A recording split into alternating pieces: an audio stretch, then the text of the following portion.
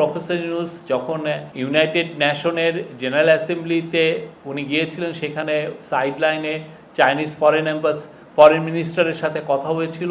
সেখানে কিন্তু উনি সুস্পষ্টভাবে তাকে বলেছিলেন যে চাইনিজ যারা সোলার কোম্পানি তারা জন্য বাংলাদেশে ইনভেস্ট করে, কেননা Chinese solar company global trade প্রোটেকশনের কারণে অনেক ক্ষেত্রে তারা বাধাগ্রস্ত হচ্ছে। কিন্তু আমাদের তরফ থেকে, আমাদের এখান থেকে যদি এক্সপোর্টটা করে, তাহলে সেই ধরনের কোনো প্রোটেকশন নিস্ট কোনো ট্যারিফ তার উপর ইম্পোজ হবে না। তো সেই জন্য তাদের স্যারের ইনভাইটেশনে সাড়া দিয়ে দুইটা কোম্পানি, অলরেডি কয়েকটা কোম্পানি আসছিলেন, তার মধ্যে দুটো কোম্পানি তারা বাংলাদেশে তাদের অফিস সেট আপ করবেন এবং খুব দ্রুত তারা ইভেন ম্যানুফ্যাকচারিং প্লান্টও করবেন। তার মধ্যে একটা আছে হলো লংগি, LONGI। লংগি হচ্ছে ওয়ার্ল্ডের largest solar panel manufacturing company. সেটা ওয়ার্ল্ডে যত সোলার প্যানেল তৈরি হয় তার 70%ই ওরা ম্যানুফ্যাকচার করে। তো বাংলাদেশে এটা আসা মানে হচ্ছে বাংলাদেশে সোলার প্যানেলে আমরা বলতে পারি যে একটা আমাদের এই সেক্টরে আমরা আবার একটা বড় একটা প্রচুর জব তৈরি হবে এবং আমরা একটা এক্সপোর্ট পাওয়ার হিসাবে আবির্ভূত হওয়ার সম্ভাবনা আছে।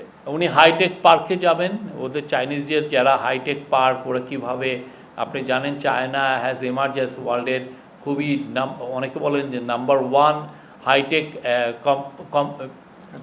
কান্ট্রি হিসাবে এমার্জ করেছে। তো তাদের যে কাটিং এজ টেকনোলজিগুলো কোথায় কোথায়, ওরা ইভিতে ওয়ার্ল্ডের এখন নাম্বার 1। ইভি মানে ইলেকট্রিক ভেহিকল। তারপরে হচ্ছে সোলার প্যানেলে ওরা নাম্বার 1। ওরা আপনার দেখেন চিপ টেকনোলজিতে ওরা খুব, সেমিকন্ডাক্টরে ওরা খুব এগিয়ে গিয়েছে। তো এগুলো হাইটেক পার্কে উনি একটু ভিজিট করবেন।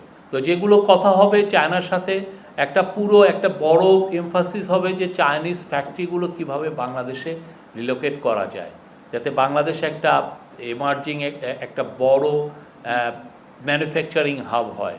আমরা ম্যানুফ্যাকচারিংয়ে একটা বিপ্লব ঘটাতে চাই ইন্টারিম গভর্নমেন্ট, এবং এটার আলোকে দেখেন চিটাগাং পোর্টকে আমরা, ইন্টারিম গভর্নমেন্টের ফোকাসটা চিটাগাং পোর্টের এফিসিয়েন্সি কত দ্রুত বাড়ানো যায়। চিটাগাং পোর্টের এফিসিয়েন্সির উপরে অনেকটাই নির্ভর করছে বাংলাদেশের এই এক্সপোর্টের এফিসিয়েন্সি, মানে কতটা বেটার হবে।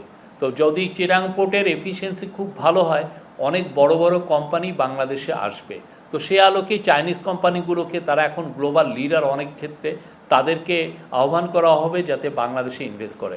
আর একটা জিনিস আজকে চাইনিজ অ্যাম্বাসেডার বলেছেন যে অগাস্ট 5-এর পরে যে অভূতপূর্ব চেঞ্জ হলো, যে গণ অভ্যুত্থানের পরে চাইনিজ কোম্পানিগুলো বাংলাদেশের লার্জেস্ট ইনভেস্টমেন্ট করেছে গত 7 মাসে। এটা ম্যাসিভ, এবং ওরা আরও ইনভেস্টমেন্ট করতে আসছে। এবং আমরা মনে করি যে এই ভিজিটের পরে প্রচুর চাইনিজ কোম্পানি বাংলাদেশে আরও আসবে তাদের ভিজিট করতে। আর একটা হচ্ছে যে চাইনিজ কোম্পানিগুলোকে, চাইনিজ যারা হসপিটাল চেইন আছে তাদের সাথেও স্যার চাচ্ছেন যে চায়নার সাথে আমাদের একটা হেলথ সার্ভিসের এক ধরনের যোগাযোগটা আরও বৃদ্ধি করে, যত ধরনের কোলাবোরেশন করা যায়। অলরেডি চায়না জানিয়েছে তারা বাংলাদেশে একটা জেনারেল হসপিটাল করে দিবে, কিন্তু প্রফেসর ইউনূস চাচ্ছেন যে চাইনিজ যারা হসপিটাল চেইন, তারা খুব নামকরা এবং খুব ভালো তাদের হেলথ কেয়ার ফ্যাসিলিটি, তো তারা যেন বাংলাদেশে এসে এই বিজনেস অপরচুনিটিগুলো এক্সপ্লোর করে এবং বাংলাদেশের সাথে জয়েন্ট ভেঞ্চারে যাতে হসপিটাল দেয়। তো সেই জন্য সেইটা নিয়েও খুব বড় রকমের আলোচনা হবে। তো এটা একটা খুবই প্রায়োরিটি এরিয়া। আমরা চাচ্ছি এই ভিজিটটার মাধ্যমে বাংলাদেশ চায়নার যে সম্পর্ক, এটা একটা নতুন উচ্চতায় যাবে। আরও অনেক বিষয় আছে, অনেক বিষয় নিয়ে আলাপ হবে। আমরা আগামীতে আপনাদের এই বিষয়গুলো জানাবো।